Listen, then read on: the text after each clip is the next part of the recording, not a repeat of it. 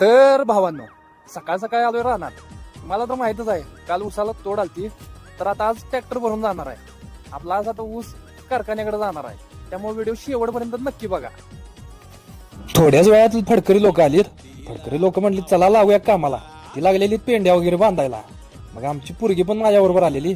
पोरगी म्हणली पप्पा चला मी पण आज तुमच्याबरोबर येतो, रानात काय धन पाडलाय बघूया जरा म्हणली.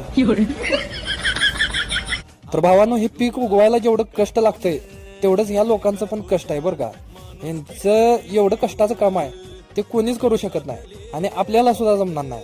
ऊस तोडण्यापासून ऊस भरण्यापर्यंत यांच्याच जीवात जीव नसतोय, त्यामुळे यांचं पण खूप कष्टाचं काम आहे बरं का. आता म्हणलं फडकरी लोक आता काम करून वैतागले असतील, पण मी घरला आलो आता त्यांचं चहा पाण्याचं नियोजन करायला. आता म्हणलं जरा चहा पाणी वगैरे घेऊन जावे म्हणजे अजून जरा एनर्जी येते काम करायला. तर ही आपली गाडी भरली आहे, तुम्ही बघू शकताय.